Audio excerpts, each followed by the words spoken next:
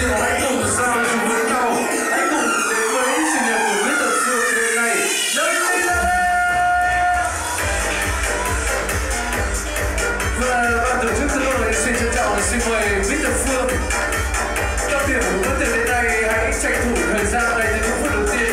Xin mời cùng đến các bạn, hãy cùng chung vui với tất cả các vị khách quý đêm nay ngay từ những phút đầu tiên.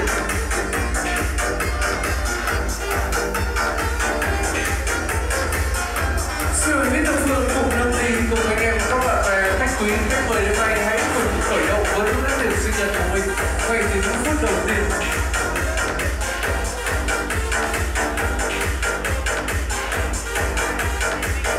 Yeah, wake up, stand up, dancing.